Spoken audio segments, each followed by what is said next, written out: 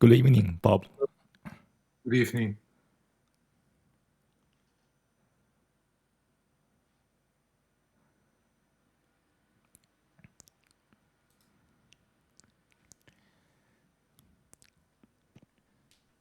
Good Hello, evening. Anna. Hi, Bob. How are you? Good. Thanks. How are you? I'm good.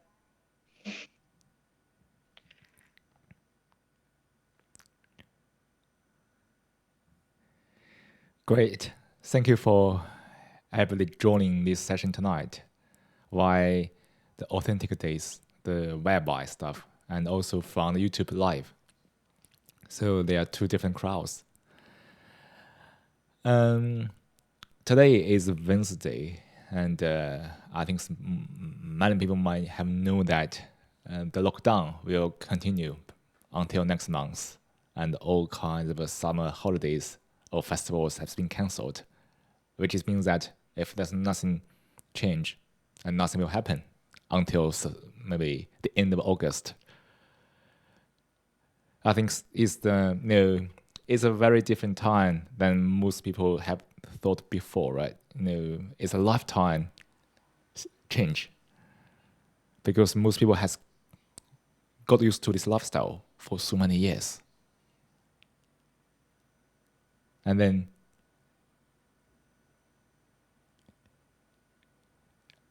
because this virus, there's a sudden change.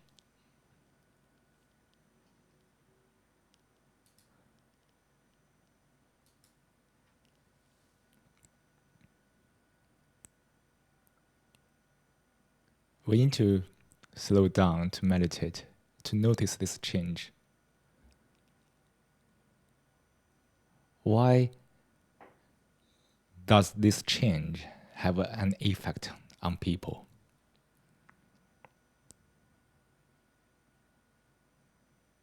Isn't it the consequence of the lack of awareness? Isn't it the consequence of conditioning, being conditioned on all kinds of things?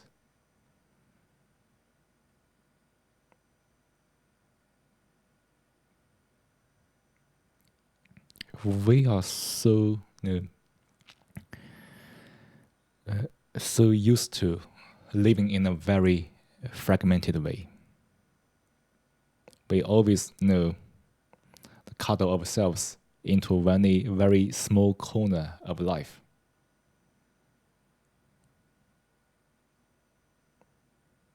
Hopefully, we can form a cocoon that can protect ourselves from all kinds of things. But thanks to this kind of a cocoon or conditioning, people are going through a bigger challenge than they have thought, because they try to create something they feel certain, but all the things they have formed is thoughts.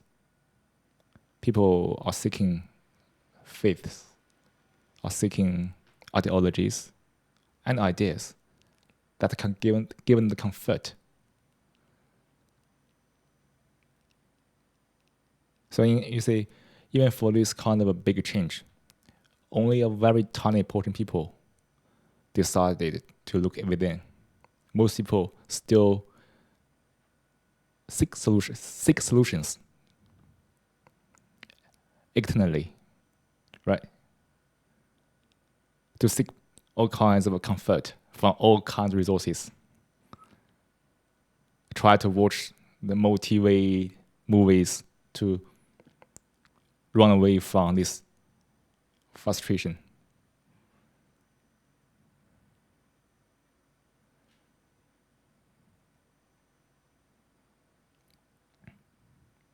They do whatever they can do to avoid one thing, which is very important actually, is to die. They don't want to die.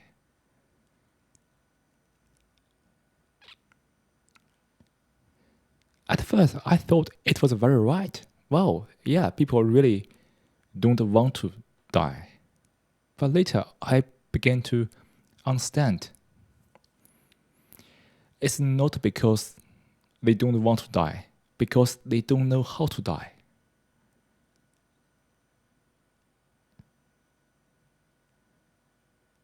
That's very interesting. People don't know how to die.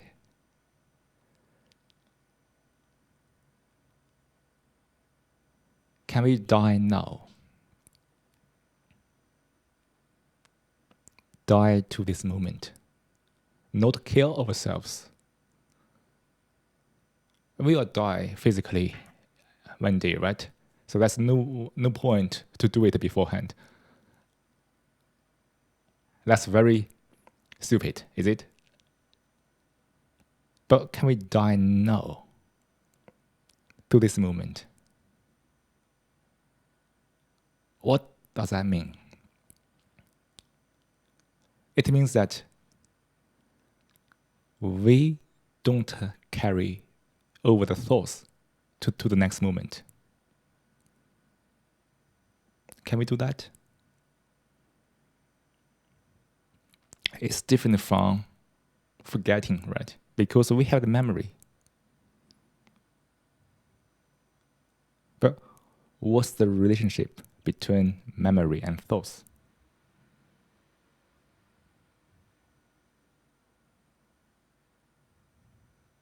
Isn't it thoughts, the reactions to memory?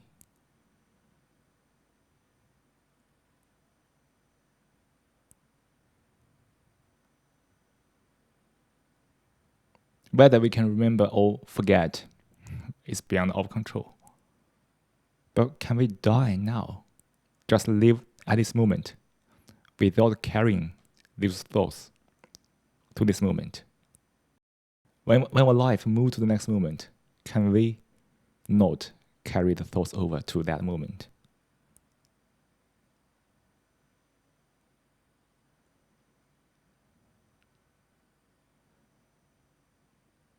Actually,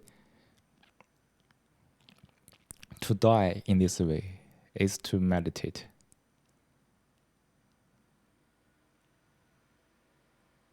Let go the thoughts. We just live at this moment without carrying over the thoughts from the last moment. Sounds easy, right? Because we just describe meditation in one sentence, to die. But most people are still bothered by how to die. In their perception, death is a different thing. Death is to say hello, to say goodbye to the self, to the ego. That kind of death is very painful because nobody wants to give away the self. They hold on to it. For what? For certainty, for importance, for security, for a mere existence. For such a death, they try their best to avoid it, is it? Because they divide the life mentally into two parts. One part is called life. The other part is called death.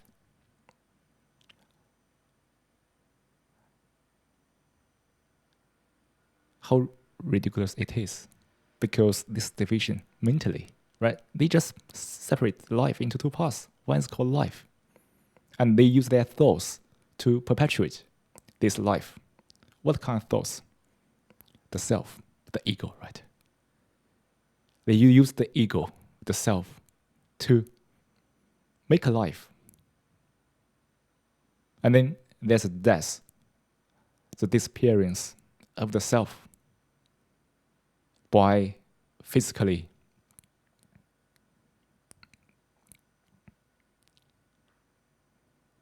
make the body die, make the body dead.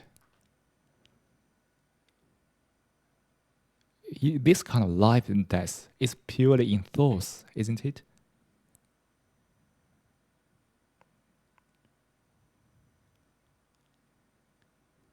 they hold on to the thoughts, which is the self, to make the life very continuous.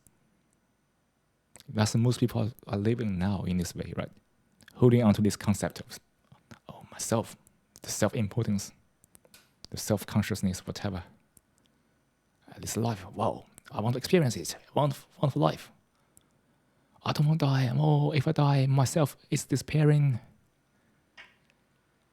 Look at this ugly part of the human minds.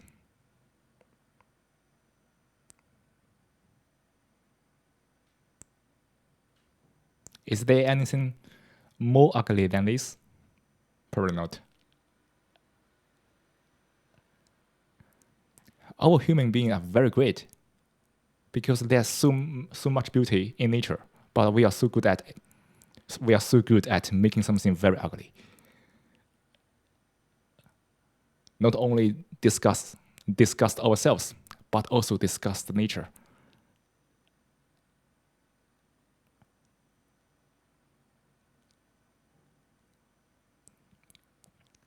If we don't carry over the thoughts to the next moment, we die. Is it? We die to this moment. We use the definition of life and death that is familiar to most people. And for this moment, we are reborn, is it? Because you have no thoughts to carry over. And you live at this moment freshly. So this is our life. To live is to die. To die is to live until our body physically disappear.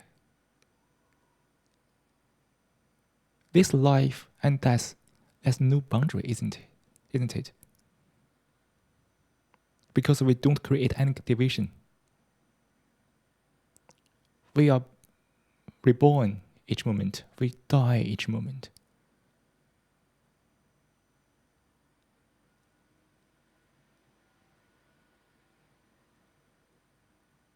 This is meditation. But Cico, it is true that it's terrifying, the idea of your body physically dying. So the final death, you can call it, or I don't know. But it's not only that your body will die, it's also the process of dying, how much suffering we will go before that happens. Like illness, or how we see our loved ones disappear before us, and these kind of things. So to me, it's a rational fear to have. I don't know. It sounds very rational to think about that because we have such a life surrounded by families, and we also inevitably go through the illness as we are dying physically. But before we really to try to figure out how to die mentally at each moment means that not carry over thoughts to the next moment. To live in this moment, never carry over thoughts from the last moment as well. But what are thoughts? That's a big question.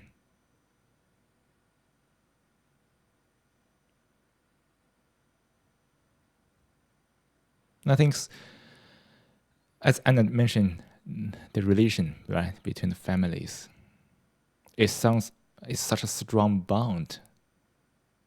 But when we really sit down quietly to examine that, we might notice that how lonely we are, even within a family.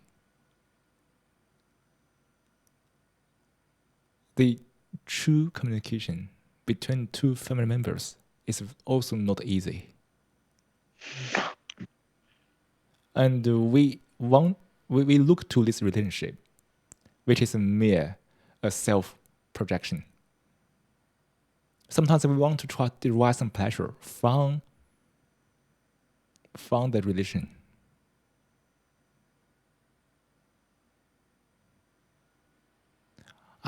it's not to deny the relationship. Everybody can have it in one way or another. But how much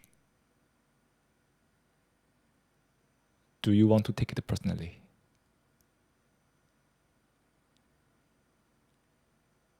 Are you really aware of the illusions about this part?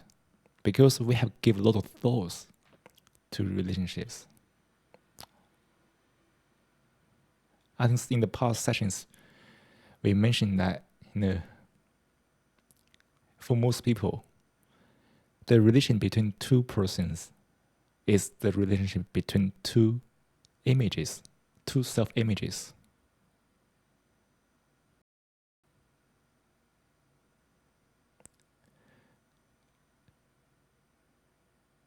I look at you, but I actually look at your image. And you look at me, but actually you look at my image. So we establish the relation between the two images and defend it in one way or another. There are so many thoughts in this part in the life. So if we say die to this moment, means not carry over those souls to the next moment.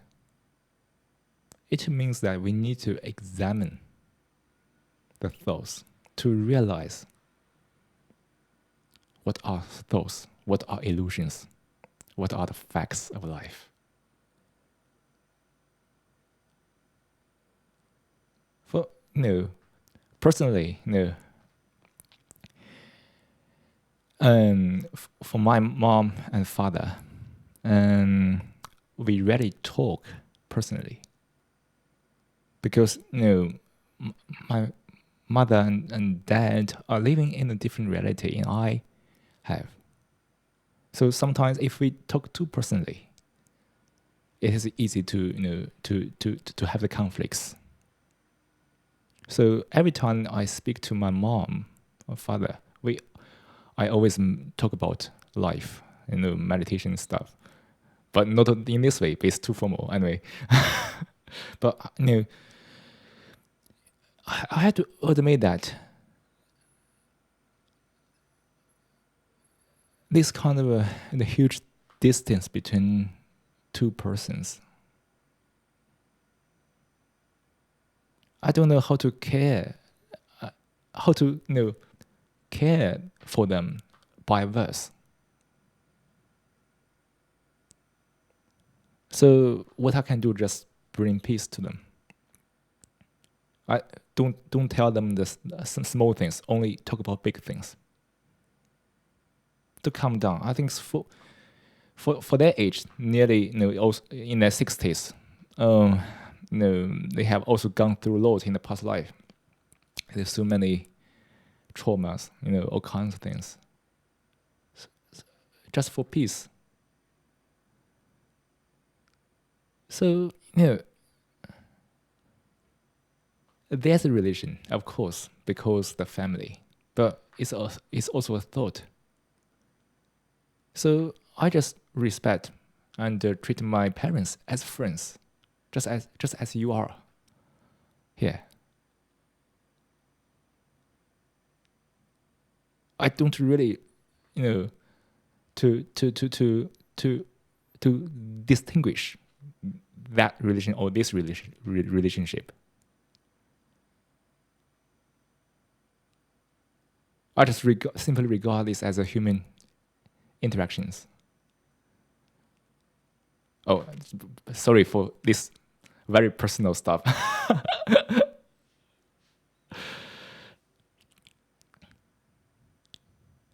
So, so I also tell my mother and father, also try to live in this way. Don't carry over thoughts to the next moment. Nothing really matters. And we hope you two and we together stay peace and calm. This is the all for the life.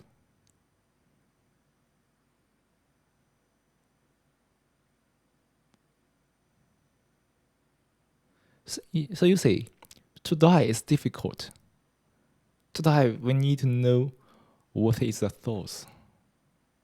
Thoughts are so subtle, so subtle in all kinds of ways in the life. It's difficult sometimes to pick out. So that's why it's not easy if we don't want to be very serious to die to this moment.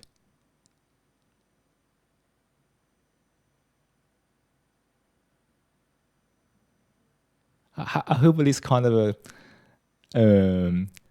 speaking don't sound very negative to you guys. Cico, can you repeat the last phrase, please? Actually, I forget. I try to remember. Okay. So thoughts has become part of life, and it's difficult to pick them out because we are always thinking at the same time. Is the last things I said? You mentioned thoughts are very subtle. Oh, okay. Thoughts are very subtle in many different ways, and thoughts has become part of life, right? And that's why without this awareness, without the intelligence, it's difficult to notice the boundary of thoughts, which are the facts of life. Are you saying that the love for our families or for our husbands or wherever is a thought as well? If you look into it, it involves a lot of thoughts. It involves a lot of thoughts.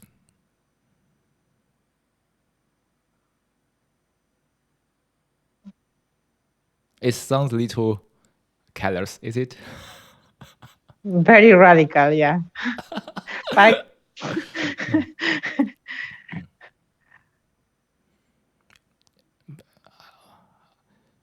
You have family. Everybody has family, but you might find that it's how difficult it is for you to walk into your husband's mind, and how difficult for him to walk into your mind. But it's impossible. you have a religion called you are a couple, and I would say I guess you have very good relationship, right? I don't have a husband. It was just an example. Okay, I'm sorry. I'm sorry. I was talking about people you live with or you share your life with, or yeah. Sorry for my misinterpretation. It's okay. It's okay. We're getting very personal today. It's okay. Today is a little personal, is it? Personal day, anyway. Yeah. For the husband, for the wife, they have this. No, they have the couple, right? They have this relationship. It's called is a couple. But actually, we use the idea to make this relationship very unique. But physically, it is also unique because you have somebody to live with. Share the same roof.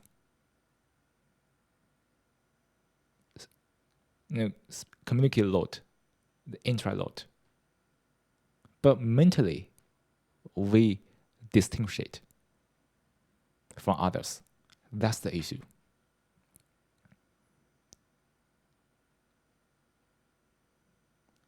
So, I mean, everybody, if you want to have a relation to share a life, that's totally fine.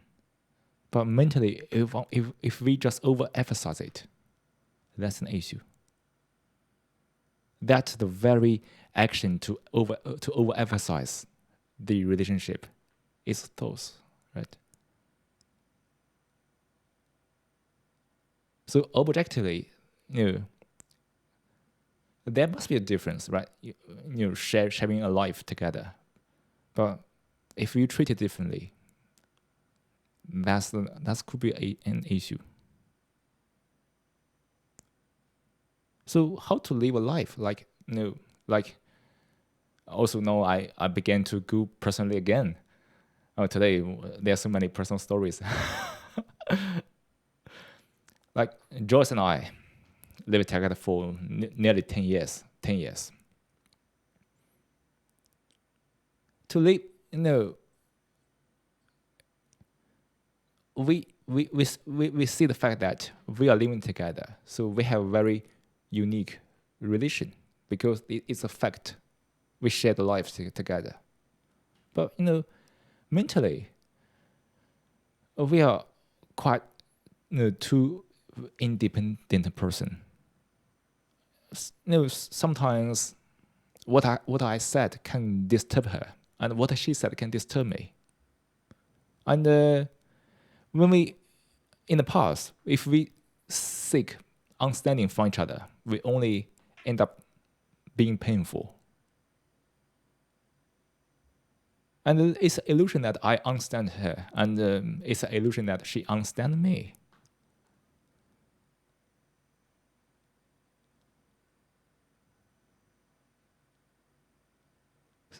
So for this relationship, we just give up any thoughts. We just give each other freedom. At the same time, being together to support each other in this very careless society, so to speak. But it doesn't mean that this relationship is important. It doesn't mean that I suggest everybody should do this. No. Everybody can find their unique relation with themselves, with the society, in whatever.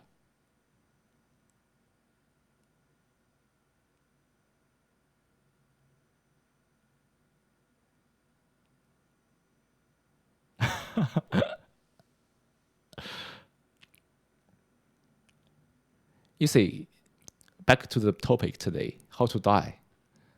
Not to kill yourself, because that's very easy to do for some people who is very desperate. But I won't recommend that. But how to die mentally?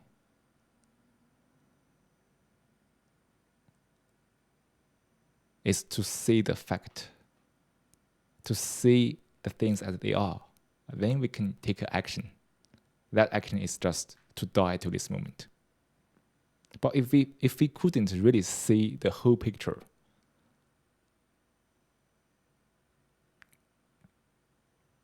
if we couldn't really see the things as they are, like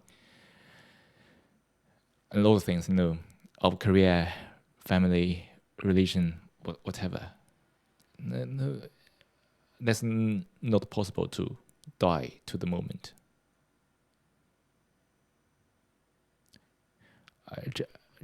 To make it clear, we have a memory. To die to this moment, it just not to carry over thoughts to this moment. It has nothing to do with forget.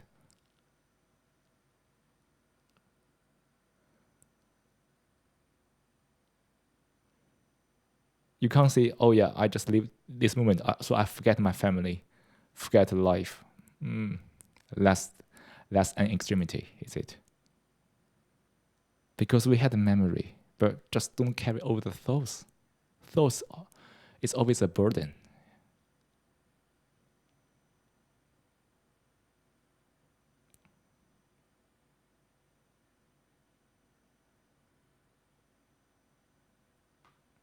So let's calm down again first, because we have been talking about half an hour already.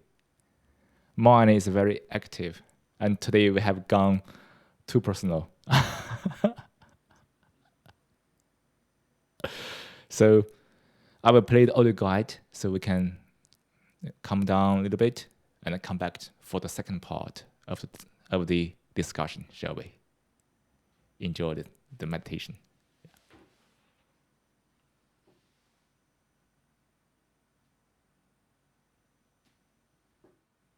Now, let's take a 10-minute meditation. Start by taking a moment to find a comfortable position to sit in a posture that you feel relaxed and get alert. Let hands rest on your knees or laps.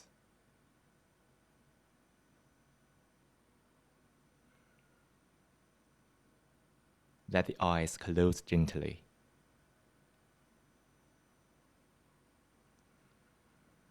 Soften your forehead.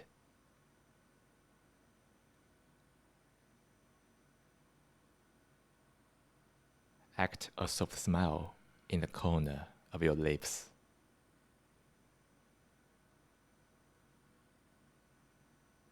Breathe naturally. As you breathe in, be aware that you are breathing in.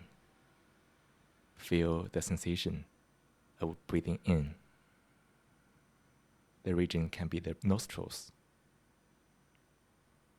can be the belly, can be anywhere. Focus on the part you feel most.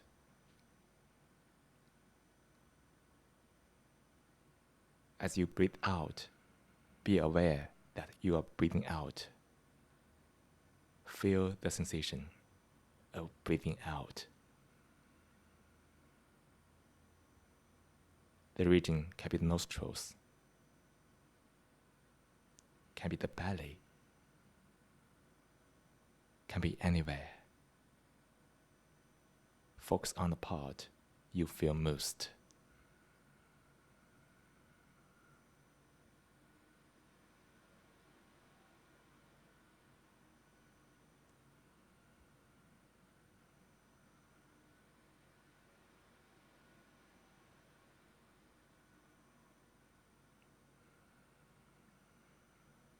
Fix your attention on the breath. Let go of any thought, words, images. This moment, nothing is more important than breath.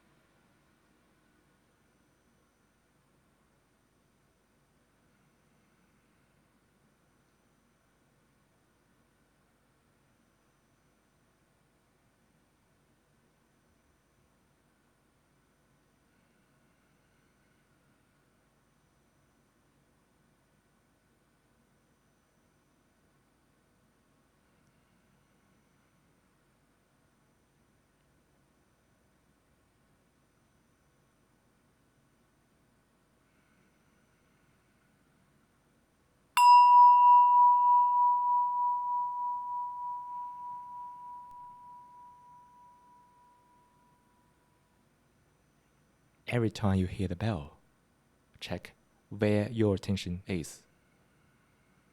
If it wasn't on the breath, gently invite your attention back to the breath and sustain your attention on the breath.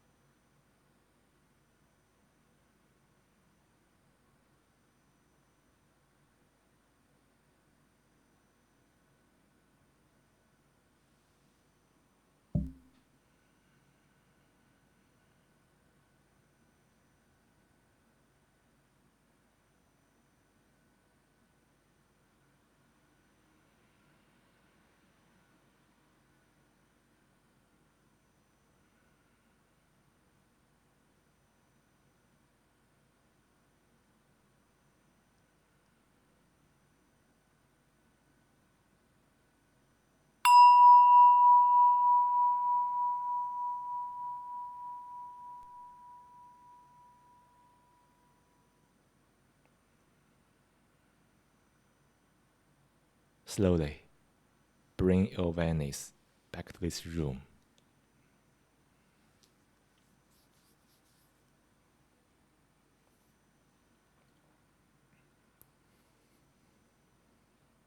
Feel into your body.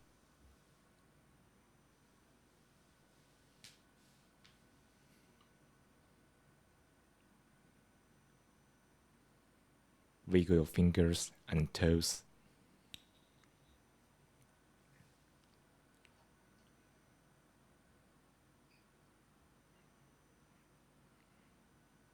When you are ready, open your eyes.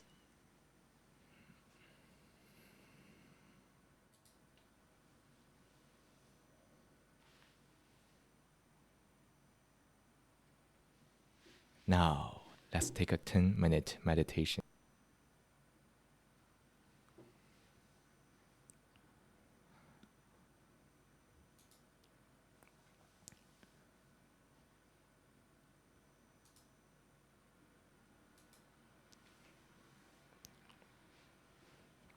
I hope everybody had a very refreshing moment.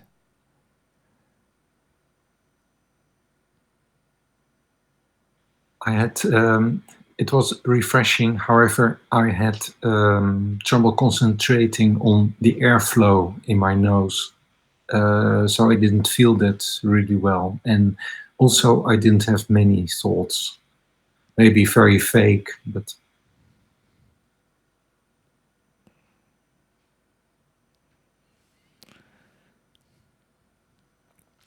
That's very common, right?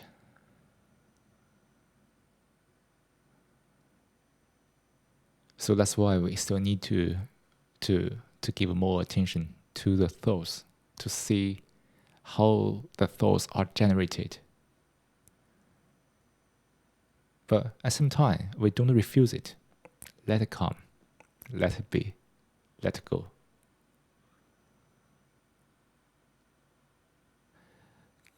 Don't carry over thoughts to the next moment. It doesn't mean we refuse the thoughts. It only means that we don't focus on the thoughts.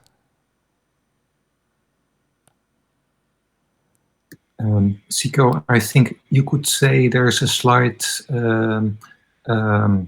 nuance between not reacting to thoughts and trying to avoid a thought. Because sometimes I have a thought and I think, oh, I should not be distracted. I will go back to the breath. But you could also see that as a kind of blocking of the thought. So can you just, when you notice that you have been carried away by thoughts or you are being distracted by thoughts, can you just come back to breath without any logical thinking? Because that part can be another level of distraction. Don't use words to tell yourself that, okay, I need to, now I'm being distracted. I need to go back to it's more like an awareness. I should go back. Okay, I get points. So just come back to breath and let thoughts be. Because the way to not have thoughts is to see the essence of thoughts, which requires a lot of of observation in the daily life. Also, this kind of reflection about the thoughts, like friendship, the relationship, friendship, whatever, all kind of thoughts. But sometimes it is easy, for us, for everyone to ignore some very subtle stuff, which is thoughts. Like even you think about yesterday, think about the future is also thought. Even now, when we are speaking, it's also in the mood of thoughts. If I just might add something to maybe help Bob, I have a strong tendency sometimes to ruminate on things. Mm-hmm. And in my experience, when I'm meditating and I go, like, as you said, I shouldn't be thinking about this right now. I'm meditating. I can ruminate later. But then, of course, that creates only more thoughts or creates more noise in my mind. So for me, at least for me, it works better if I don't judge at all. Sometimes the thought keep coming, and then I come back to the breath, and then the moment after I again in the thought. But then I come back to the breath and I'm again in the thought. But I don't say I shouldn't be doing this or I shouldn't be doing that, because this adds another layer of thought. So it's very tricky, but I don't judge myself, or I try not to, at least. So it's very complicated. Cico makes sound the whole thing very easy, but for me, it is easy when he speaks about it. But in my brain, things get twisted quite a lot. So Exactly. I hope that. Yeah. So verbally, it sounds very easy, but for practice, it requires everyone to carve out a way to achieve that, because everyone has a different activities of neurons. And for this kind of very personal stuff, it works on me. It might not work on you. So that's a tricky part, right? So to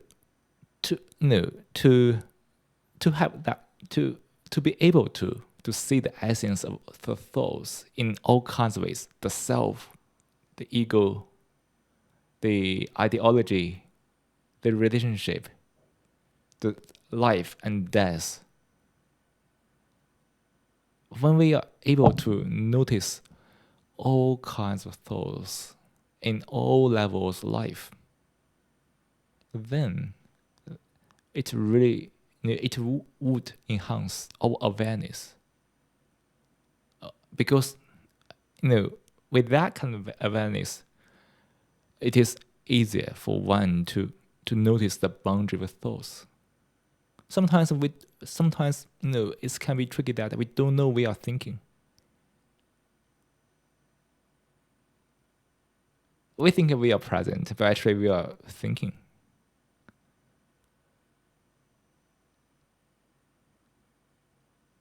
So that's why to meditate, it's not only about breath meditation. It is also about our how to live life in general, to cultivate this sort of a sensitivity by observing the thoughts non-judgmentally, to reflect each corner of the life, the assumptions that we have been holding on to, and also all kinds of views we have taken subconsciously. That very observance, in your way, in my way, in everyone's own way, is the key to demarcate, to debunk the thoughts on us. Actually, today's topic, I plan to talk about freedom. But when we started on how to die, now we keep dying all the time, and we don't talk about a lot of freedom. But actually, it is the same topic. Only after we die to this moment, without carrying over the thoughts, the true freedom comes.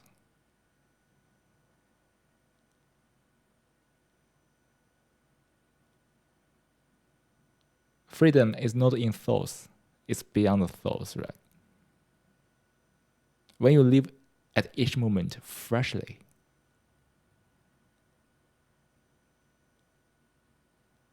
and you had freedom to do whatever you are doing, whatever you want to do, which is always moral.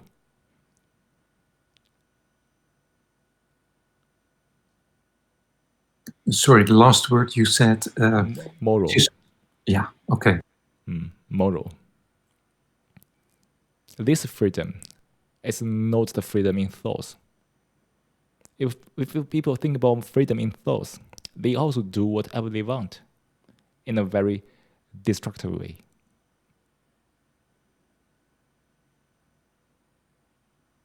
Thank you. You're welcome.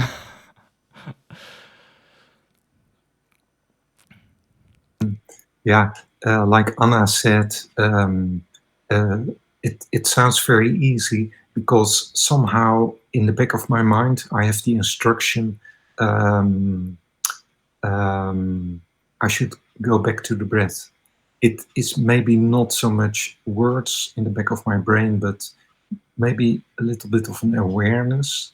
So can I say that I'm going in the right direction by doing so? So, Bob, there's no right or wrong direction. So sometimes you need to find your way, because what I said might be misleading to you in many ways. But in general, from my personal perspective about the breath meditation, is that just come back to breath. Don't get involved in thoughts in any way. So that's the thing we can achieve while breath meditation. But beyond that, it's like this, right? We need to examine the thoughts. Keep it as simple as possible, but it's not as simple as it sounds. No, never easy, because for most people, thoughts are part of life. So in this very tricky stuff, and people are holding to a concept which called the self. It's also thought. To carry over this, to not carry over thoughts, it means that we need to find a new dimension to understand the whole life. To jump into that new direction requires a lot of intelligence, right? To understand the problem of the time, the problem of the sufferings, the problem of all kinds of anxiety, negativities, relationship, self, the self-image, all kinds of fear, all kinds of the influences from this chaotic world. To understand deeply how we are so self-projected.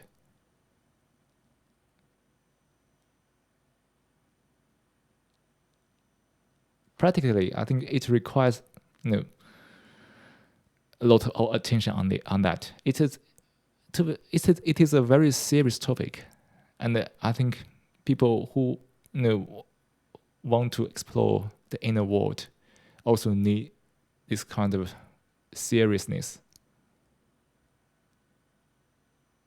And the whole part is meditation. And because and actually, most of the time we are fighting against our old habits, because the way we grew up, the way we were educated, the way we were influenced by the society, the culture. That part brings a challenge, not die to the heart, die to the moment, because the old habits are still there.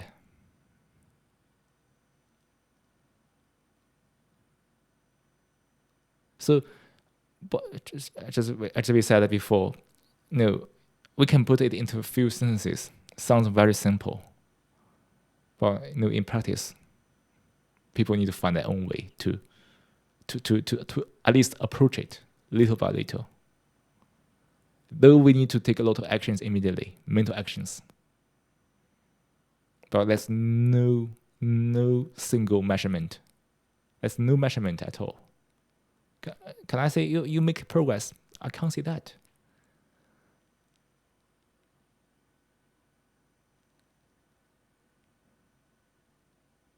But this is meditation in general. Well, I personally think just the fact that Bob or me or any other is aware that we are not our thoughts and have this conversation is already something very big, because you go into a normal life with your normal friends and they don't do this difference. So it's a sign perhaps that we are all going already to the right direction, as you said, if there is one. This is how I see it. I don't know. This is I maybe, and can you rephrase your question, your comment a little bit, so I can understand you a little better. Sorry. That was more that was more for just reflecting back on what Bob has asked. If we are going in the right direction, if we are, because we still come back to our thoughts. And sometimes I even get emotional when I meditate and I ruminate and I think this is not good enough, I'm not doing it well enough, and all these kind of feelings or thoughts that everybody has. And then you reply that it's not wrong or right direction. You started to reply to Bob in that way. And to me, what I'm saying is, like, for the majority of people, this conversation between thought and this dissociation from thought is something that is not natural to them and they don't understand. So to me, this is already a step or an indication that the meditation is doing something on us already. Yes. It's just my view. I see. You don't need to necessarily comment on that. It's just my view. I see. Sorry, it's too long. I'm going to shut up now. I think you're right, Anna. Bob? Yes, I said, I think you are right, Anna.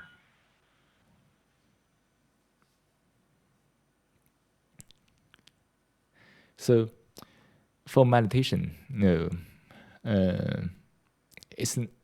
it is never possible to communicate with people in general, unless they decide to look within a little bit. So we can invite people together to investigate together.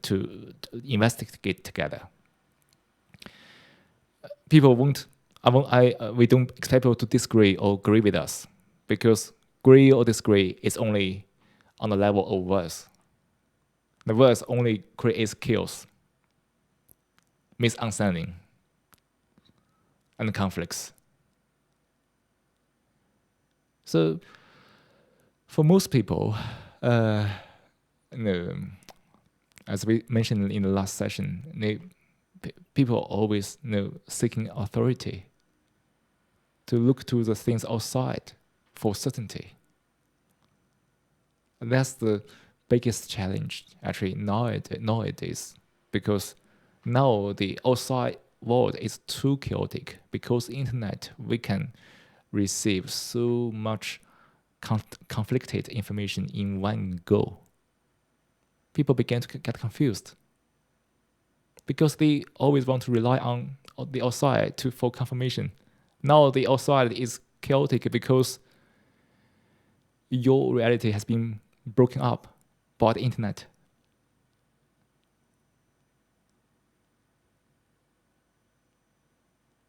You can't live in a very close community.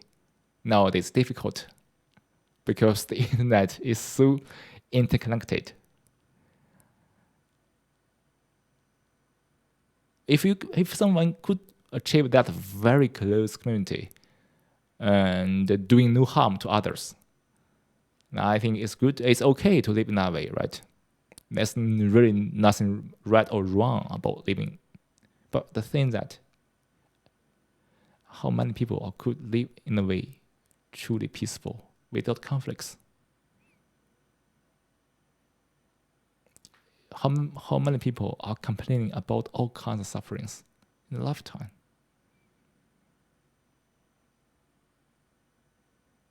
But if people decide to get used to it, to doubt their mind, this is their choice. And I think their way of life is always respected. Nothing about right or wrong. But if someone who wants to make a change from within, now they can join the meditation. So if some people want to change, they are welcome to do that. But if someone don't change, we don't impose. Because the true change only comes from within, right? And it's only really up to the person himself or herself to make a change. Nobody can help. Not because they spend 2 hours listening to this conversation, then we can persuade him or her to do that. No. Only the troubles in life, the challenges in life might persuade him or her to change.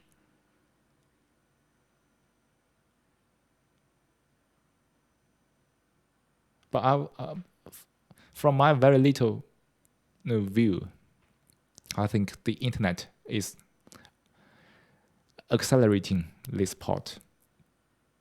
The clash between the realities.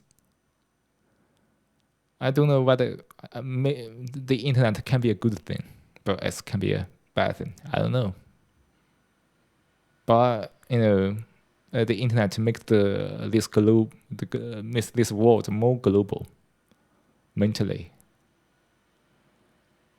I guess people need to many people, more and more people probably would consider how to create the order from within to live peacefully and harmoniously. Sorry, you mentioned to accept the order from within. To create an order from within. That order leads to freedom. Like dying to this moment is an order, but people need to experience this order before they can feel what is order. That's tricky. We can't tell people, yeah, this is the order. Only people can go through all kinds of disorder, mischief, also all kinds of troubles. Or they begin to have an impression, maybe there's some order we can cultivate from within. But many people might not reach that step. So this is the whole world. Most people spend life chaotically until the end of life.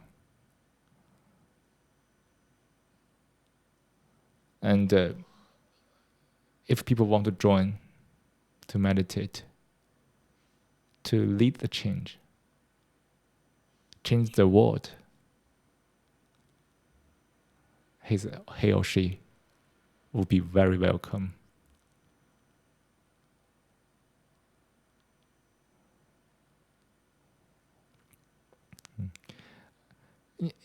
So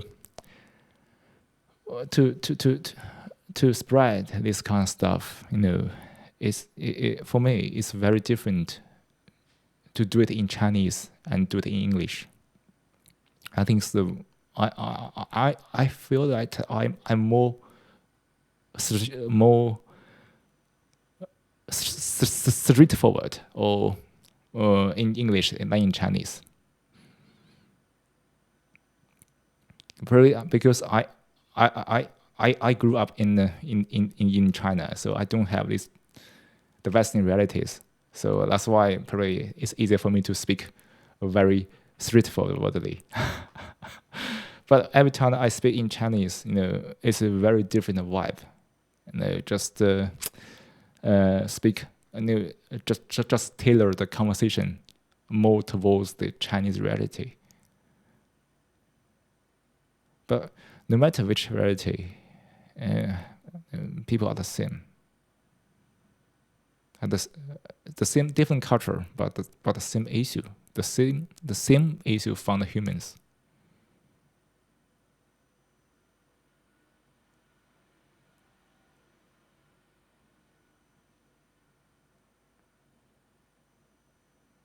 So today's topic is over. How to die mentally. How to cultivate the freedom. And it really requires everybody, you, me, all, to look within. This is a lonely journey. Lonely, but maybe not say in this way. It's a long journey. It's a long journey, but nobody feels lonely in this way.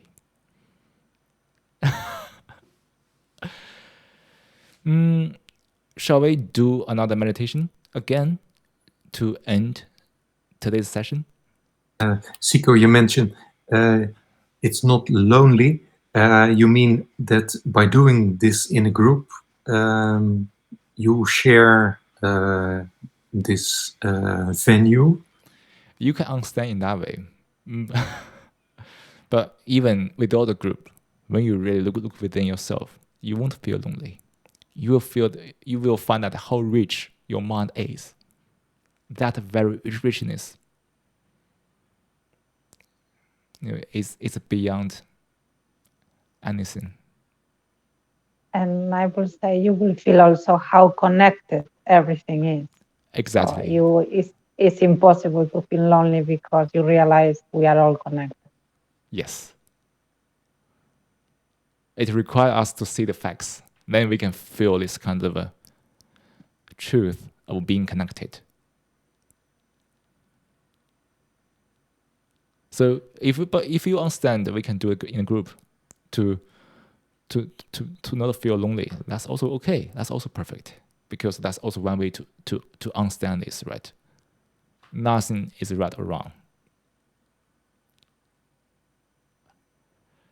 So, shall we do the last 10-minute meditation so we can finish today's session? Yeah. Yes, please.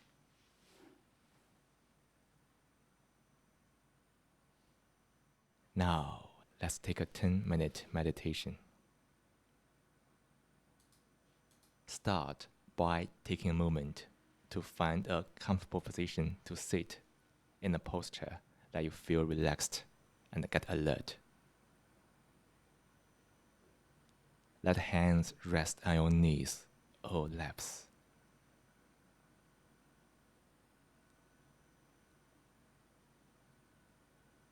Let the eyes close gently.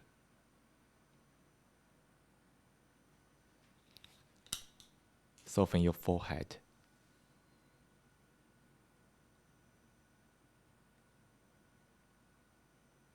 Act a soft smile in the corner of your lips.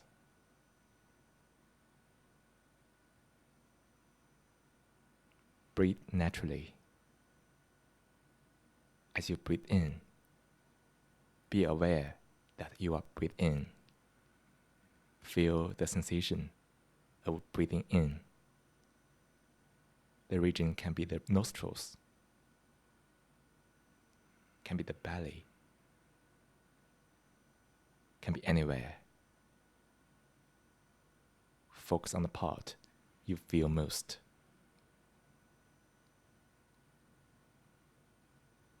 As you breathe out, be aware that you are breathing out. Feel the sensation of breathing out. The region can be the nostrils, can be the belly,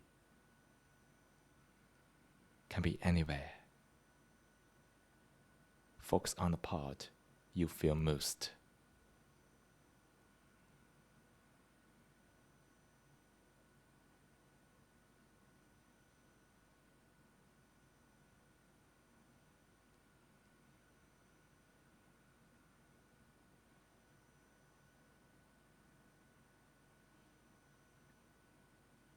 Fix your attention on the breath. Let go of any thought, words, images. This moment, nothing is more important than breath.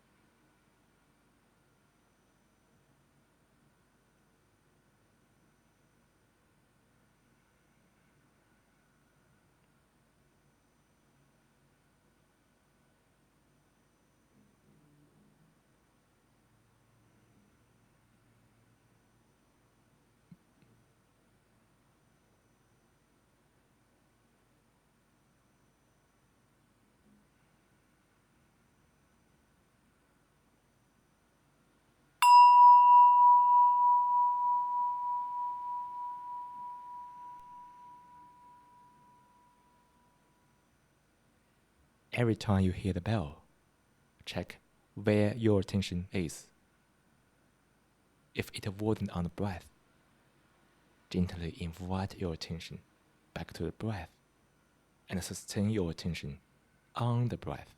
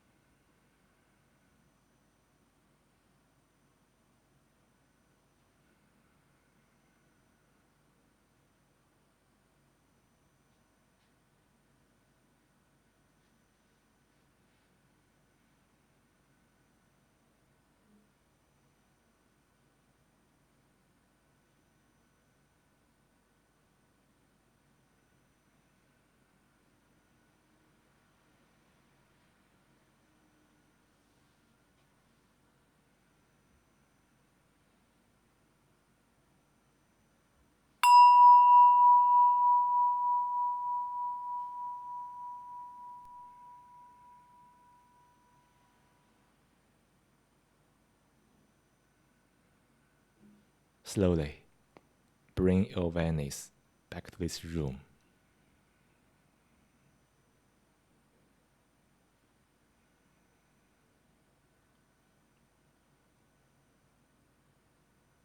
Feel into your body.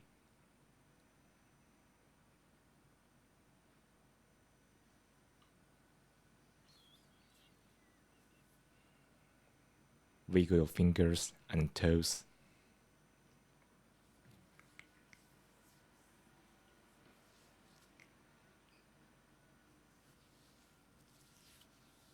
When you are ready, open your eyes.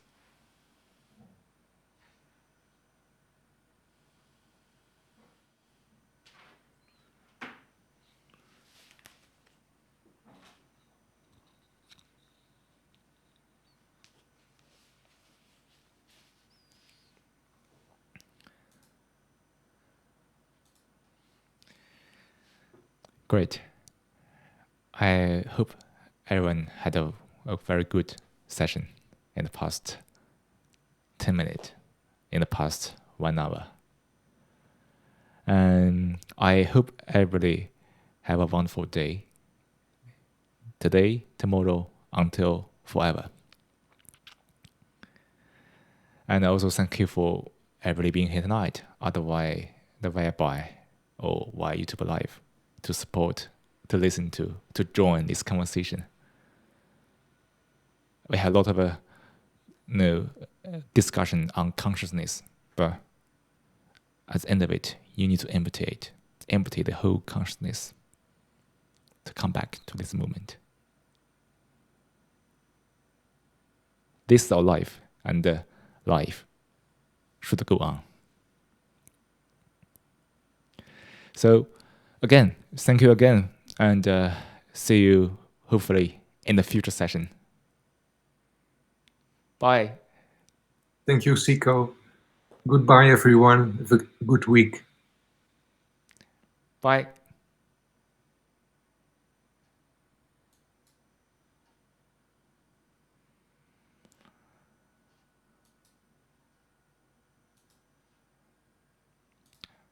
And also, thank you for people on YouTube. And the session is over. And have a wonderful day. See you next time.